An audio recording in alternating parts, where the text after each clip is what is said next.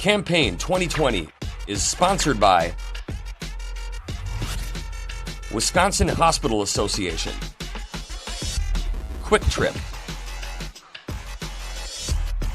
Wisconsin Counties Association, Wisconsin Realtors Association, and Wisconsin Operating Engineers Local 139.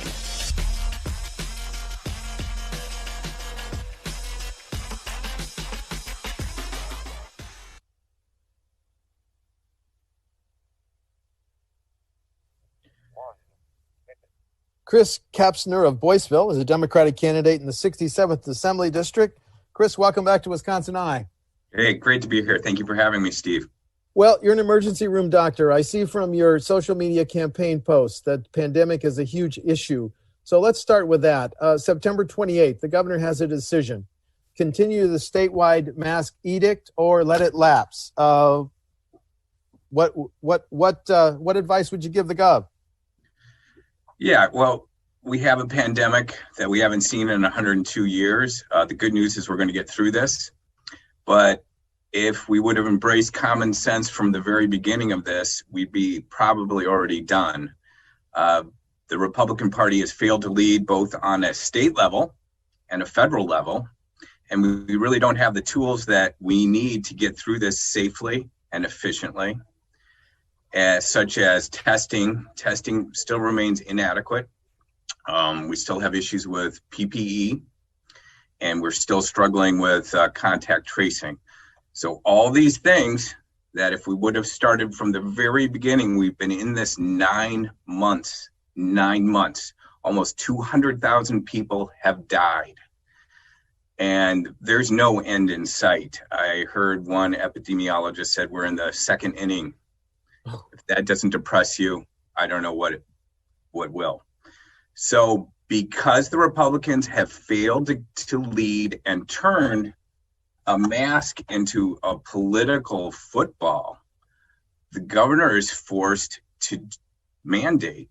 Now, again, if our messaging from the very moment this started with Republicans and Democrats and all of us coming together and to say, hey, we're going to get through this, but we need to embrace common sense. And by wearing a mask, you're actually being a good American, because wearing that mask saves our economy. Wearing that mask protects your family, your grandparents, and we would have been through this by now, or much better off. So unfortunately, because of lack of Republican leadership, we are here today where we are, and no one likes a mandate. No one wants to wear a mask. And I'll show you this mask. This is what you try to wear this for 8 hours, and then we wear this. This is probably the more common one. And again, it's none of us like it. Doctors don't like it. Nurses don't like it. No one does. So the bottom line is what I hope to do is bring common sense back to Madison. And I still believe in science. I still believe in evidence. And that's what you need. If the pandemic means we wouldn't collect, say, I'm making up a number, of $1 billion in tax collections, that would squeeze the next state budget. How would you fill that shortfall of $1 billion? Yeah. So again, Republicans have been in charge of the state for 10 years, and they've cut everything to the bone. Tax cut that disproportionately goes to the very wealthy and global corporations. And instead of preparing for the future by supporting healthcare, public health, a rainy day fund, none of this has been done. Also, broadband would have been helpful to get us through this and help support our businesses and schools. So because of the failure, spectacular failure of leadership here in this state, we are in a hole of $1 to $2 billion. So what's the solution? Right now, everyone's struggling to keep their head above water. To raise people's taxes doesn't make a lot of sense. So we're going to have to, decrease our spending. But really, the short-term answer is to look to the federal government for stimulus spending to help us get through this. And again, we'll get through this, but we want to do it as efficiently as possible with the least amount of destruction to our economy and to our rural communities. the frontline role that hospitals have played in the pandemic. I don't know if you have a conflict of interest or not, but my question is, do hospitals need an even greater emphasis and priority in the next state budget than they may have in this one, given what we've learned about how they're handling the pandemic, sir? Yeah, well, I would say, the two fundamentals that keep our towns and counties healthy are hospitals and healthcare and our schools. And both of these things haven't been supported. If the Republican Party really wanted to get something done like they did with Act 10 or taking away Governor Evers' powers, they would have been supporting health care. They failed to expand Medicaid, which wasted at least $500 million. And if you look at it over a 10-year period, we're leaving $2.5 billion of federal money that we already paid for on the table. So I guess give it to Minnesota. And by supporting healthcare in all its forms, you're going to help us get through a pandemic. And when you do have some horrible event, you get hit by a truck, you fall out of your deer stand, you get cancer, healthcare's job is to patch you back up and get you back to work. And that, again, is how we get through a pandemic, how we keep our communities healthy and keep people healthy, right? And keep people productive. So these are common sense things that we should have been doing all along. And that's why I'm running for the assembly seat here, the 67th assembly seat. There, bills just recently introduced in the legislature have said if you're an organization, a business, a nonprofit, even healthcare, and you've done some COVID-19 protocols to protect your patients, your customers, your employees, you could not face a COVID-19 lawsuit. Is that a bill you could support, sir? Yeah, none of us want a frivolous lawsuit. Okay, I'm a doctor. The last thing I want to be have happen is be sued over some inconsequential thing. Okay, so my thought on this is simply, if you're following all the CDC guidelines, if you're following all the OSHA guidelines, the probability that you have a lawsuit approaches zero. And so we don't need these phrases like immunity from lawsuits. This is a solution looking for a problem. Okay. The debate over policing reform has played out nationally and now on our front door in Kenosha, Wisconsin. The governor's got 9 bills. Republican Senator Van Wanggaard has got 7 or 8. The speaker is going to form a task force. What police reforms do you think must be enacted, Doctor? Sure. So I'm an ER doctor. Practically, it seems like every day we have an agitated, violent patient. This is tremendously stressful. And so I understand what the police are dealing with. These are stressful situations. But as an ER doctor, my role is to go into a chaotic environment, a problematic environment, and reduce the chaos and not create another problem. So what I see happening with police is that they go into this bad situation and make it worse. And lethal force and all these other high-risk things, chokeholds, no-knock warrants, they create problems at great cost, at great financial cost to our communities. And when you look at this, the liability, the legal action that'll be taken against the police in Kenosha, and then you add to the civil unrest and the destruction of property, we're into the hundreds and hundreds of millions of dollars. So bottom line, we all need to be held accountable. And so we also need to have the tools to get us through and do our jobs safely and effectively. So police need our support, but they also need to be held accountable, and good positive reform that helps the police do their job and understand the community that they serve. I'm for that. I'm for reimagining the police and giving them the tools they need. As states around Wisconsin legalize medical and recreational marijuana, your position? Yeah, in my list of horrible drugs, let's go to the top. Again, an ER doctor, what do we see the most from drug-related problems? What's the number one? Alcohol. Then it's probably heroin and meth, and meth patients are, these are challenges. Way down at the bottom of the list is marijuana. So again, to get back to, hey, let's, do no harm. Let's decriminalize marijuana and let's look at this with open eyes and, move forward in looking at how we can make marijuana work for Wisconsin. Do you support the governor's plan for a People's Maps Commission to draw the next congressional and legislative district lines, then forward those maps to the legislature to be enacted?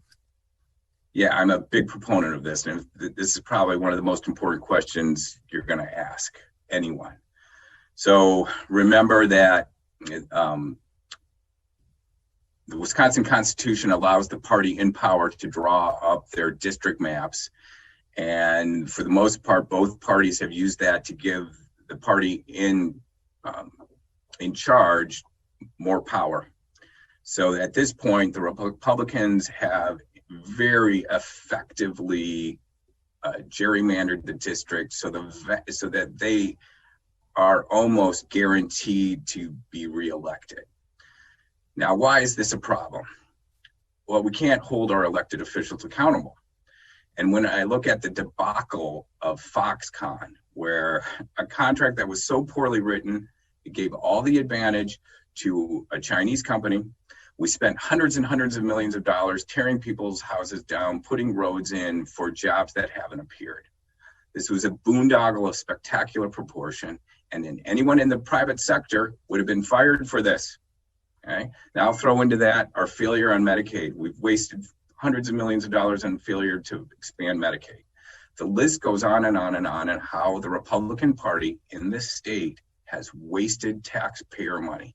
Yet they get reelected, and so they really don't have to listen to us. And so here's what I simply want. I promise if I get to Madison, I'm going to support nonpartisan districts. So it's a fair fight. It's a fair fight for Republicans. It's a fair fight for Democrats. It's a fair fight for independents. And a fair fight is good for this district. It's good for democracy.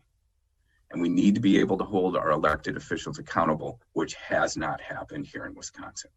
Wisconsin is a high property tax state, so there are caps and limits on property tax levies for schools and local governments.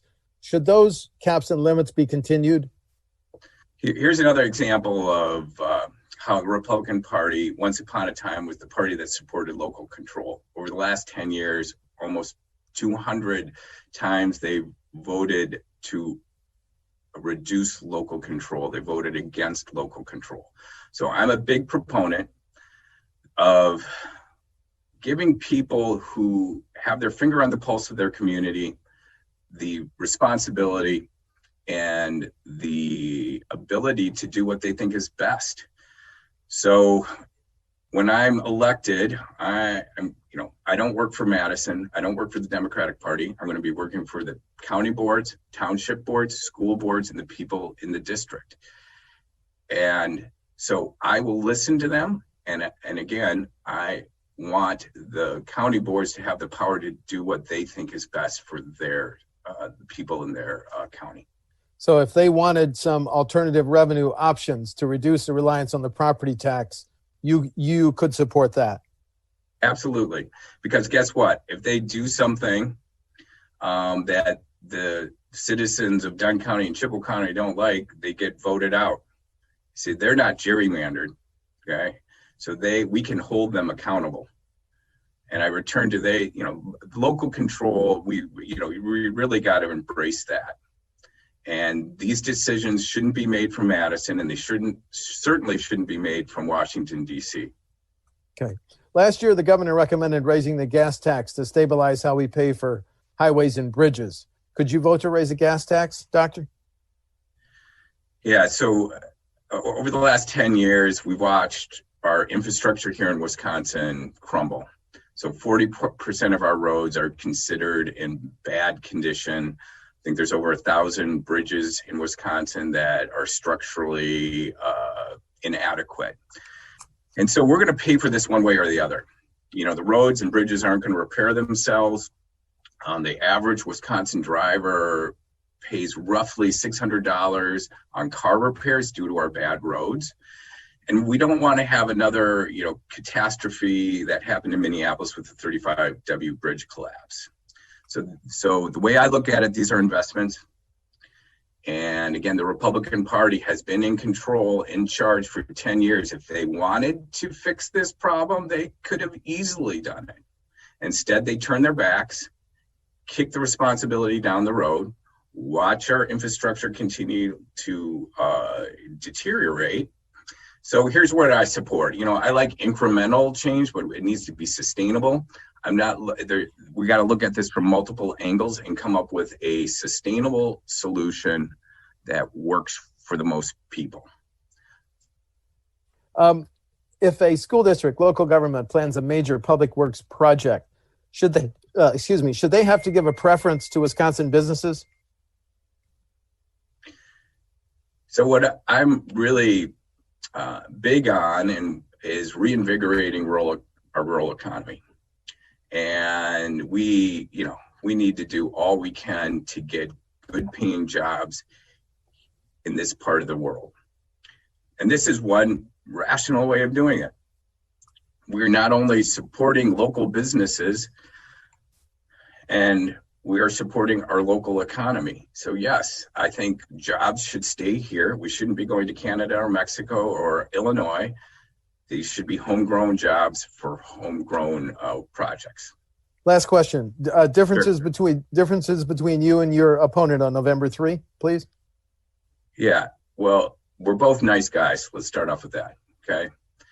And but there couldn't be. We're as different as night and day. And my opponent has become a politician. He can talk in circles and circles. And he'll sprinkle like $1 million here, $1 million there, but he has done nothing. There's a lot of talk, not a lot of doing. And he will sound like a Democrat. Every Republican right now sounds like a Democrat. They're all about healthcare. They're all about schools. They're all about broadband. And I sat in a Dunn County board meeting where the state legislators, all Republicans, it was like deja vu. All the issues they had in 2019 were the same issues. And a lot of excuses. Holy cow, a lot of excuses. Why can't we get broadband down? There's too many hills. Holy cow. Okay, so we need to figure this out. So here is what I bring to the table. I'm an ER doctor. Every day I go out there, I sit down with my patients and listen. I listen to their struggles. I listen to their suffering. And we come up with a plan that moves them in a positive direction. And that's what I'm going to do for the state. I'm going to listen to the people of the district and actually do something, not find excuses, not turn my back. And really at the end of the day, what I hope to bring to the table is helping this rural part of Wisconsin reinvigorating it, and so that everyone has the tools they need to have their best life. And that's healthcare, education, broadband, clean water. These are common sense things that the Republican Party has just simply ignored and turned their back on all of us. So we need to move forward together. And I don't care if you're a Republican or a Democrat or independent, you need to look at me, go to WisconsinNeedsADoctor.com. I'm a unique human being that is going to really work hard for this district. Thank you. Chris Kapsner of Boyceville is a Democratic candidate in the 67th Assembly District. The election is November 3. Chris, thank you for talking to WisconsinEye. Hey, it's been my pleasure. Thank you so much. Take care, sir. Thank you. Campaign 2020 is sponsored by Wisconsin Hospital Association, Quick Trip, Wisconsin Counties Association, Wisconsin Realtors Association, and Wisconsin Operating Engineers Local 139.